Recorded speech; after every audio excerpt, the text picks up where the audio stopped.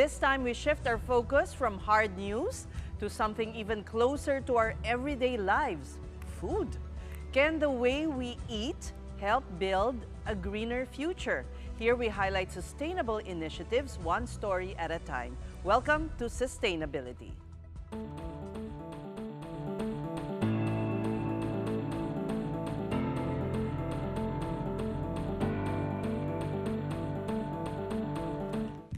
Today, we introduce you to a hidden gem nestled in Diliman, where traditional Filipino practices meet modern sustainability. And joining us tonight is Cereb Gregorio, co-founder of Gubat QC, a hole-in-the-wall eatery serving hearty Filipino food with a commitment to sustainability. Welcome to the big story, Cereb. Thank you, Ms. Ces. Thanks for having me. Magkapangalan pala tayo, short for Cecilia pala yung Cereb. Yes. Oo. Kaya pala. It's Cecilia Rebecca. I have to Is it tell in the name of being an advocate for sustainability, no? Hope so. And I don't know why. Basta, the moment I first set foot in Gubat, I fell in love with it and Thank you. I keep going back. But the reason we have you, and thank you for coming on Oh, thank you for the invite. is because of your zero waste advocacy and of course sustainability practices. Was it the overriding belief principle that made you do this? Well, we wanted to serve good food initially, so I guess that's the overriding principle. And then the sustainability came afterwards when we noticed that, like, you know, whenever you eat out, there's just so much plastic around. And then also our sister restaurant in Baler is beside the sea, and they also try to like minimize the use of single-use plastics and their reliance on it. So we felt like we should adopt it here. So that was really the reason. Yeah. Just mostly seeing all the single-use plastics. Well, sir, I haven't eaten, unfortunately, but I do plan to go this week na, Yes, bukas na, no? please. No, but for those unfamiliar with your restaurant, Yeah. with this hole-in-the-wall Yeah. concept in Diliman, what can goers expect? What do you really offer?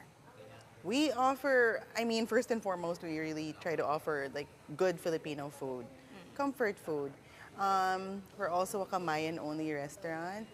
So I guess the experience, and also we try to be, we severely lack green spaces in Metro Manila. So we felt like we should make our space more green. Parang you're eating in a garden, outdoor, Yes.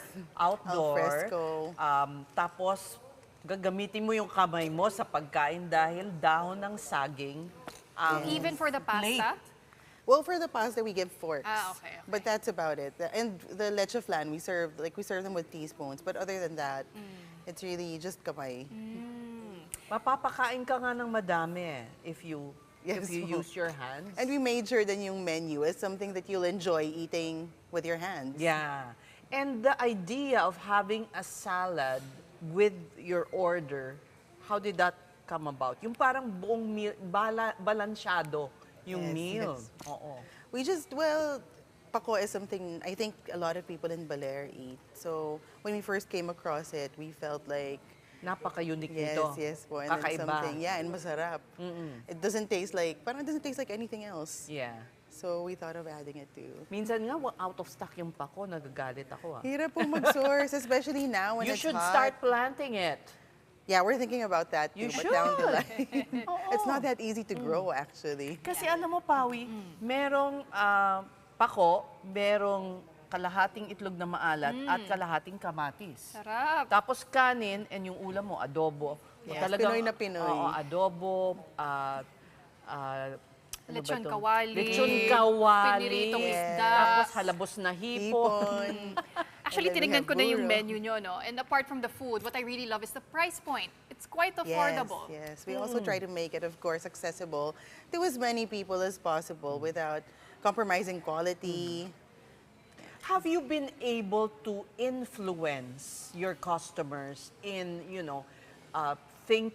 rethinking about single-use plastics, yung mga wasteful practices? Kasi actually, sustainability is consciousness eh.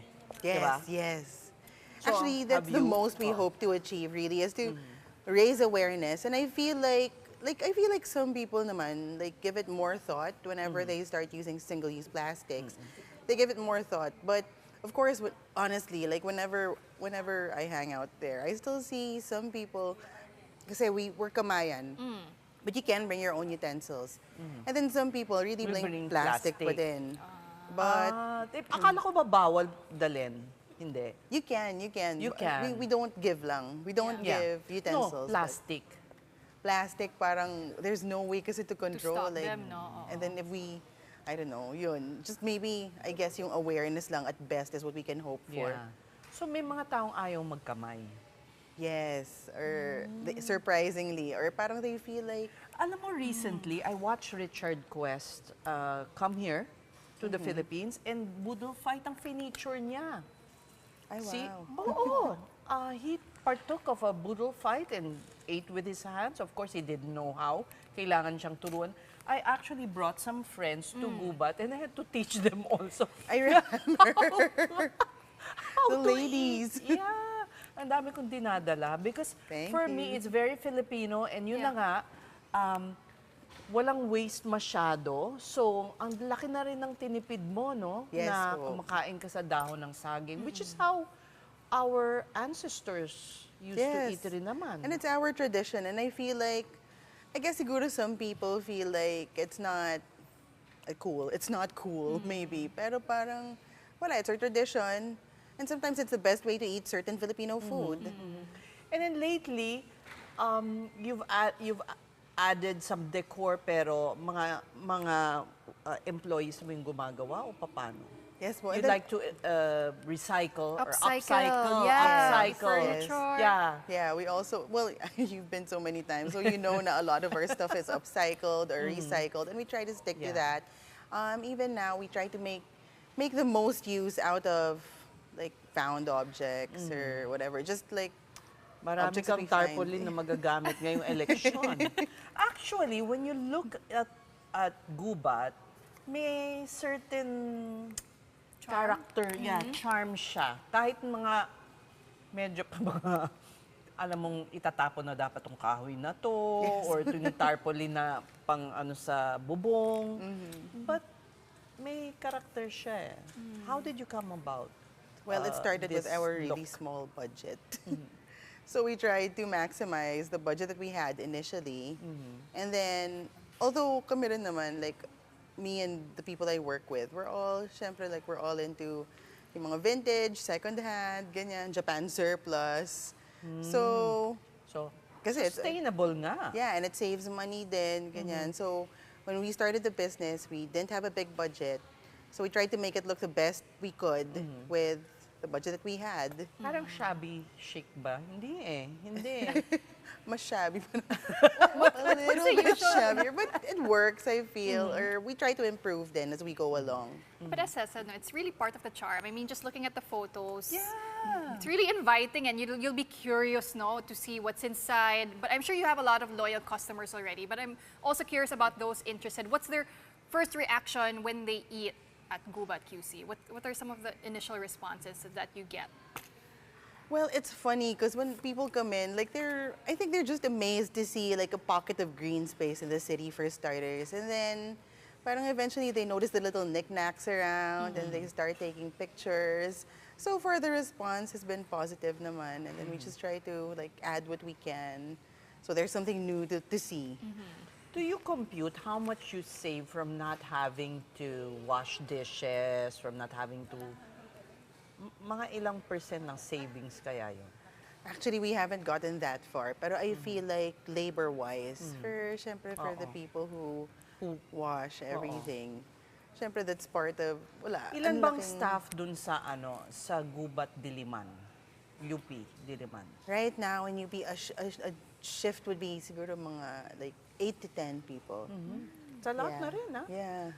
So, 'Cause- tinatapon lang yung dahon ng saging or may ginagawa pa doon na iba? Do Ay, tinatapon lang po farmers? siya. Tinatapon Yeah. na. Pwede ka rin kasing ano yun eh, gawing fertilizer, ha?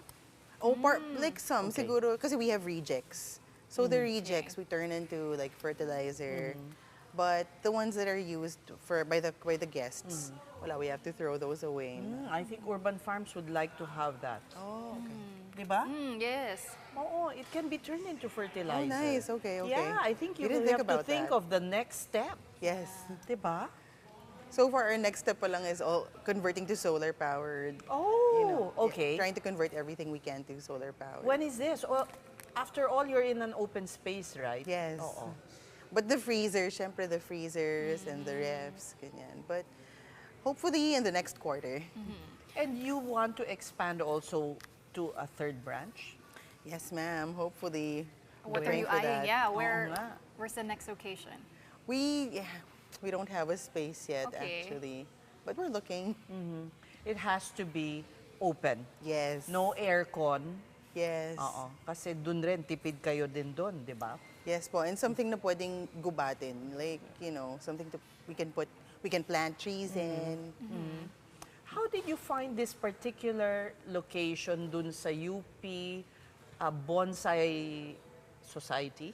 Ay, yes. Oo. How did you find that location? It was actually the community that gave us access to that little parcel of land. Kasi my mom was a big bonsai enthusiast, so okay. she had her plants, and then she'd go there, and then, like, just hang out with the community, and then So now you eventually can they gave even her buy space. bonsai if you wish. Right now, you most eat of our there. bonsai is really our collection, and but the area around is full of bonsai artists. It's the one in the UP branch. Yeah, dapat siguro meron, you can ask them to sell there. So much Yeah. potential, right? Actually. Like, diba? This whole Yes. concept of gubat. And for me, I hope it's not just, a trend that, people nowadays just follow trends. Iba na, uy, let's try something na kamay, you'll use your hands to eat. Because it's really something in our Filipino culture. So, there's a whole potential in that. But what about supporting farmers? With your banana leaves, sino ba yung mga sinusuportahan na farmers ng Gubat QC when it comes to your sustainability efforts also?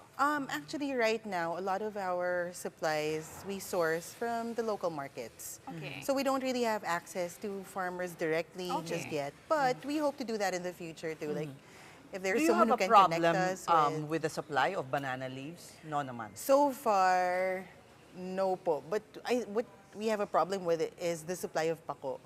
Especially like with the weather. Parang with weather changes, Right. it gets harder to And get. summer, I Yeah. suppose it's challenging, Yes.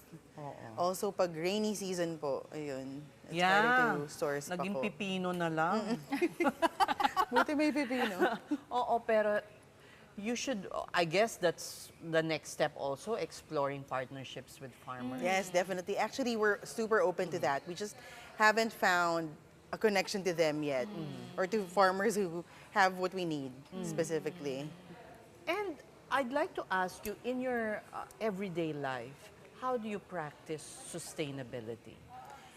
At home, we really try to limit our use of single-use plastics and the Like how? reliance on Para it. naman kami, we can also learn from you. Just mostly containers. Use reusable containers. Even when we shop, and we use reusable containers. you We bring bring our own your- containers, Oo. eco bags, everything. Sabi And nga then- yung mga, ewan ko naman, ba't may tira pa sila sa pagkain nila sa gubat? Bawal ilagay sa mga styro or ano, they have to bring their own container, right? They can, yes. It's an Or use the option. banana Tapos, leaf, right? Is that also pang takeout? yes. Oo. Pero actually, what we do is, you can bring your own. Maikli kasi Di ba? Yeah. You can bring your own. Tapos when you bring your own, we don't charge you anymore for the takeout box. So parang incentive din siya na basta may dala ka. So sa bahay talagang bawal ang single-use plastic. We try talaga, but it's hard. Honestly, parang, well, one of our common friends said, yun nga, zero waste is actually a misnomer. And then I realized, oh nga, it's so hard because we don't really have a lot of alternatives to like spill-proof plastic. Pero yun, at most, while we look for alternatives, we just try to stay away from most of it na lang. Well, thanks to Gubat for setting the example, and thank you, Cereb, for your you, insights on leading a sustainable life and, I guess, attempting at a zero-waste life kahit kahit medyo Yes, well, at the imposible. bare minimum. Kasi right now, talaga, it's Yes. so hard. Right. At least try. Yes, at least. Thank you so very much. Thank you, Miss, for having me. And that was Cereb Gregorio, co-founder of Gubat Quezon City.